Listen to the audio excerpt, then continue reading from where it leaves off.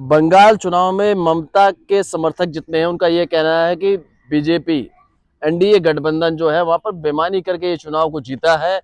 और जिस तरीके से तमाम वीडियो दिखाई दे रही थी चुनाव के दौरान, फोर्स की हो चाहे वह सीआरपीएफ की हो, तमाम, और उसके बाद में 92% की वोटिंग होना, कहीं ना कहीं उनके लोगों का यह कहना है कि यहाँ पर चुनाव में बेईमानी की गई, हम लोग हाईकोर्ट जाएंगे। ये आप पहले तो आपके चैनल को धन्यवाद दूंगा, सभी श्रोताओं को धन्यवाद दूंगा। मैं सबसे पहले ये आपसे कहना चाहूँगा कि आप ममता के समर्थन की बात कर रहे हैं कि समाजवादी समर्थन की बात कर रहे हैं? मैंने अभी फिलहाल यहाँ तो तो ममता का कोई समर्थक है नहीं, यहाँ तो हैं तो समाजवादी वाले हैं। हम्म। तो आप किस समर्थक की बात करें ये क्लियर हो जाए पहले। नहीं, मैं बात कर रहा हूँ बंगाल में जो लोग उनके समर्थक हैं उनका ये कहना है कि वहाँ जो चुनाव है वहाँ पर बेईमानी की गई। और यहाँ भी जब लोगों से बात हो रही थी, यहाँ पे जो सपा के समर्थक है उनका भी ये कहना है कि वहाँ पर चुनाव में बेईमानी की गई है। मैं केवल इतना कहना चाहूँगा, अभी 2000 आपने देखा होगा, 2024 में एक चुनाव हुआ था आपने, और यहीं से भारतीय जनता पार्टी हारी थी, समाजवादी पार्टी अयोध्या से जीती थी। तब क्या समाजवादी पार्टी ने यहाँ बेईमानी कर लिया था अयोध्या सीट पर? अगर उस समय समाजवादी पार्टी ने अगर बेईमानी किया होगा तो हो सकता है। और अगर समाजवादी पार्टी उस समय बेईमानी 2024 में नहीं किया था तो आप भारतीय जनता पार्टी के ऊपर, एनडीए गठबंधन के ऊपर आप आरोप नहीं लगा सकते हो बेईमानी कर लिया है। ये सब चीज़ें चुनाव हारने के बाद तमाम तरीके की अफवाहें होती हैं, ये सब फर्जी है, कोई मतलब नहीं। लेकिन जिस तरीके से इस बार पोलिंग हुई है, सवाल तो उठेंगे। जिस तरीके से 92% वोटिंग हुई है, तमाम लोगों को से जब हम लोग बात कर रहे हैं, उनका ये कहना है कि गांव में ग्रामीण चुनाव होता है, ग्राम सभा का चुनाव होता है, उसमें भी 92% की वोटिंग नहीं होती है। लेकिन विधानसभा चुनाव में 92% की वोटिंग से ही कहीं ना कहीं संशय लगने लगा था। देखिए, इसमें बाहर रहने वाले भी लोग इस बार भारतीय जनता पार्टी को वोट देने के लिए वहाँ इकट्ठा हुए। तो जब ज़्यादा संख्या में लोग अगर किसी को चाह रहे हैं, इकट्ठा होंगे, अपना समय नौकरी छोड़कर आएँगे, अपना छुट्टी लेकर आएँगे, तो निश्चित तौर पर संख्या तो बढ़ेगी ही। कभी 60, 65, 70% होता था, अगर 92 हो गए तो इसमें कौन-सी बड़ी बात है। हाँ, वहाँ के लोग ये एसआर वाला जो चल रहा है इसमें, वो डर डर के वजह से चले आए, कहीं वोट हमारा कट ना जाए। तो जब वोट अपने बचाने के लिए आएँगे तो परसेंटेज बढ़ेगा। नहीं तो लोग क्या वोट डालने नहीं आते थे, बोलते कोई भी राजा बने। इस बार उन लोगों ने अपना वोट बचाने के लिए वोट डालने गए तो इसलिए परसेंटेज बढ़ गया है। लेकिन तमाम जो वीडियो क्लिप देखने को मिली इस चुनाव के दौरान में, जहां प्रशासन द्वारा लाठी डंडे का उपयोग किया जा रहा है, तमाम तरह की धमकियां दी जा रही है, उस पर क्या कहना चाहिए? लाठी डंडा तो हर जगह चलता है, हर चुनाव में चलता है, यूपी में भी चलता है। ऐसा जो इस तरीके से अभद्रता दंगा फैलाने का काम करेंगे वो आयोग जो है, आयोग के हाथ में रहता है। आयोग तो अपने स्तर से निपटेगा, क्योंकि दंगा करने के लिए सरकार नहीं बनती, दंगाओं को ठीक करने के लिए सरकार बनती है। तो यहाँ भी उत्तर प्रदेश में होता था तो प्रशासन उसको देखती थी, वहाँ भी हो रहा था प्रशासन देख रही, उसमें कोई दंगा से क्या मतलब है। दंगा दूर दूर से कोई मतलब नहीं। अब देख लीजिए, सरकार बन गई भारतीय जनता पार्टी की, अब दंगा करके दिखाएंगे तो औकात पता चल जाएगी वहाँ पर। महाराष्ट्र में बीजेपी सरकार बनाई, बिहार में बीजेपी सरकार बनाई, बंगाल में जहां लगातार ममता की सरकार रही वहां भी बीजेपी ने सरकार बनाई। लेकिन लगातार ये जो दिखाई दे रहा है, क्या कहेंगे इस पर आप? देखिए, ये हवा चल रही है, आपने देखा होगा वहाँ भारतीय जनता पार्टी की हवा चल रही है, जो बंगाल से लेकर यूपी तक पहुँच चुकी है आज आंधी तूफान के साथ। और ये लगातार उत्तर प्रदेश भी ये बहुत जल्दी 2027 में दिखाई पड़ेगा। अब सबसे ज़्यादा बौखलाहट समाजवादी पार्टी के पास है, बौखला गए हैं लोग, समर्थक जो है कह रहे हैं कि बेईमानी कर लिया। मैं कहता हूँ 2024 में अधिक सीटों पर समाजवादी पार्टी के सांसद बने थे, तब लोग एक बार भी नहीं कहे कि भैया बेईमानी हो गया, चुनाव आयोग बेईमानी कर लिया। अब फर्जी आरोप लगाना, ये सब चीज़ें अच्छी चीज़ नहीं होती है। खैर, पढ़े लिखे लोग हैं, इस चीज़ को आरोप हमें लगता कि नहीं लगाना चाहिए। एनडीए गठबंधन के तमाम लोगों का कहना है कि अब उत्तर प्रदेश चुनाव की जो है तैयारियां शुरू हो गई हैं।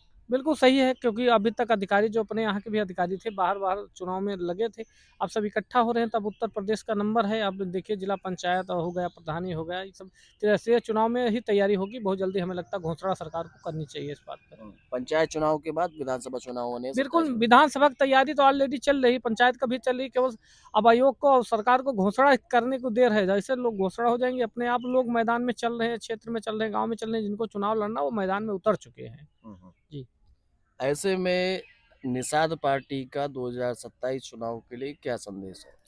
देखिए, निषाद पार्टी का संदेश नहीं, जो राष्ट्रीय अध्यक्ष का अनुमति होगी, जो उसमें आदेश होगा उसका पालन किया जाएगा। हम लोग अपने ग्राउंड पे जो काम करना था हम लोग काम कर रहे हैं, जो आदेश होता है उसको पालन। अब बात रहेगी राष्ट्रीय अध्यक्ष की, जो भी अनुमति होगी उसका हम लोग पालन करेंगे। आरक्षण को लेकर भी एक मुद्दा लगातार चल रहा है जो निषाद पार्टी की तरफ से, कि आरक्षण अभी निषाद पार्टी को मिला नहीं है। तमाम विपक्ष के लोगों का आरोप रहता है कि निषाद पार्टी जो है अभी तक आरक्षण नहीं दिला पाई है। तमाम लोगों की कहना है कि 6 महीने का समय दिया गया है, अगर नहीं दिला पाएंगे तो निषाद समाज जो है इस बार बीजेपी के साथ नहीं जाएगा। देखिए, कई वर्षों तक ये आरक्षण की बात आज से नहीं, स्वर्गीय मुलायम सिंह यादव जब सरकार में थे, मुख्यमंत्री थे, तब से चल रही है, उससे पहले से भी चल रही है। कई बार उन्होंने भी आश्वासन दिया, क्या उन्होंने दिला पाया? नहीं दिला पाया। तो ये चीज़ें होनी चाहिए। हम लोग भी भारतीय जनता पार्टी के साथ गए थे, हमको आरक्षण मिल जाएगा। देखिए, हम माँग सकते हैं, लड़ नहीं सकते, लड़ेंगे तो ठीक नहीं है, फर्जी जो है दंगा नहीं कर सकते। तो हम लोग अभी तक हम लोग की तैयारी है कि अगर समाजवादी पार्टी ने नहीं दिया तो खत्म होगी, बसपा ने विरोध किया, खत्म हो गई, कांग्रेस खत्म हो गई। तो अगर इस आरक्षण का विरोध भारतीय जनता पार्टी भी करती है तो निश्चित तौर पर निषाद समाज खत्म कर सकता है।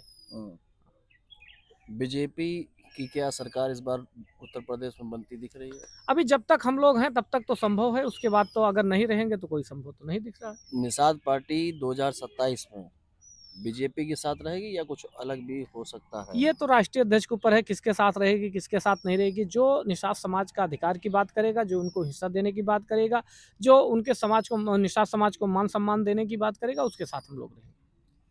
और पंचायत चुनाव की अगर बात कर ली जाए, पंचायत चुनाव को लेकर निषाद पार्टी किस तरीके से अभी तैयारी कर रही है? निषाद पार्टी की तैयारी है और केवल घोषणा होने की बाकी है। जैसे भी आरक्षण की सूची लागू हो जाएगी, उसके बाद अपन सभी प्रत्याशी अपने अपने क्षेत्र में और बैनर पोस्टर साथ अभी तक लगे हैं। कुछ लोग डर रहे थे कि 27 के बाद होगा, तो इसलिए कुछ ऐसे भी लोग हैं कि जो अभी से सक्रिय थे, और जो है बैनर पोस्टर नहीं लगा पाए, लेकिन उनका अगर जल्दी हो जाएगी तो बहुत जल्दी वो लोग मैदान में उतर जाएंगे। आज आपका जन्मदिन भी है और जन्मदिन के दिन बंगाल की जीत का तोहफा जो है एनडीए ने आपको दे दिया है।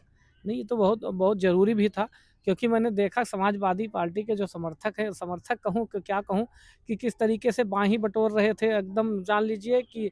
लेकिन आज वो जो बाहीं बटोर रहे थे फर्जी, जो चौराहे-चौराहे पर, आज वो कहीं न कहीं आज उनका मुँह सर झुका हुआ है और ये सच्चाई की जीत हुई। और जो है पश्चिम बंगाल में लोग कहते थे पश्चिम बंगाल में कोई सरकार नहीं बना पाया, आज वहाँ हिंदू, मुस्लिम और सब लोगों ने मिलकर, सनातनी चाहे हो, जितने लोगों ने मिलकर एक बार जो है भारतीय जनता पार्टी को समय दिया, और मैं कहता हूं कि वहां भारतीय जनता पार्टी अच्छा विकास करेगी। क्या हिंदू और मुस्लिम वोट कैंपेंसी वहां पर जीतने को जो मिली है उसका भी असर रहा है? बिल्कुल रहा, क्योंकि अभी आपने देखा होगा 3 तलाक का मैटर था, तो अभी आपने देखा होगा किस तरीके से मुस्लिम महिलाओं को भारतीय जनता पार्टी ने आगे बढ़ाने का काम किया, सुरक्षा देने का काम किया 3 तलाक के मुद्दे पे। चाहे जिस चीज़ हो, अभी राशन की बात हो और तमाम चीज़ें हैं, जो भारतीय जनता पार्टी कभी होता था कि समाजवादी मुस्लिम के नाम पर बीजेपी के नाम पर डरवाती थी, आ जाएगी तो खत्म कर देगी। और कहीं जो है आज देख लीजिए, जब से भारतीय जनता पार्टी की सरकार बनी, एक भी दंगा नहीं हुआ उत्तर प्रदेश में। तो इसी के आधार पर जो है आज पश्चिम बंगाल में भारतीय जनता पार्टी की सरकार बनी है ना। अंत में जो अयोध्या जिले के लोग हैं उनसे आप क्या कहना चाहते हैं? धन्यवाद। हम सभी को कहेंगे कि भैया, जिस तरीके से मैं खासकर अपने समुदाय उन लोगों से कहना चाहूँगा, चाहे राजनीतिक हो, गैर राजनीतिक हो, सामाजिक हो, जो भी हैं, आज यादव जी हैं, उनकी गिनती समाजवादी पार्टी में होती है। बहुजन के लोग एससी भाई हैं हमारे, उनकी गिनती बहुजन समाज पार्टी में होती है। तो आप निषाद समाज की भी गिनती, केवट मल्लाह, निषाद कश्यप जो भी हैं, उनकी गिनती निषाद पार्टी में होगी। तो आप लोग कोशिश करके निषाद पार्टी को मजबूत करिए, और निषाद पार्टी मजबूत होगी, पावर में जाएगी, तो हमें आज जो आरक्षण की मांग कर रहे हैं, आरक्षण मांग रहे हैं, सीटें मांग रहे हैं, ये हमको मांगने की जरूरत नहीं पड़ेगी, हम देने लायक हो जाएंगे। और जब तक जो है समाजवादी पार्टी सत्ता में नहीं गई थी, तब तक यादव जी को भी बड़ा बुरा भला लोग कहते थे। जब तक बसपा सरकार में नहीं बनी थी तो एससी समाज की भी इज्जत नहीं थी। तो आपकी उसी कंडीशन में है कि आप चाहते हो कि आपके समाज की सुरक्षा हो, तो आप अपने पार्टी को सत्ता में लाना पड़ेगा, और बिना आपके सत्ता न चले, ऐसे आपको संगठन होना पड़ेगा, संगठित होना पड़ेगा, तब जाके आपका मान सम्मान, रोटी कपड़ा मकान, नौकरी चाकरी, स्वास्थ्य, शिक्षा, रोजगार सब मिल जाएगा आपको। इसके बाद हमारे चैनल पे आप अगले पार्ट में देख सकते हैं कि पंचायत चुनाव कब हो सकते हैं, क्योंकि बंगाल के चुनाव जो है खत्म हो गए हैं।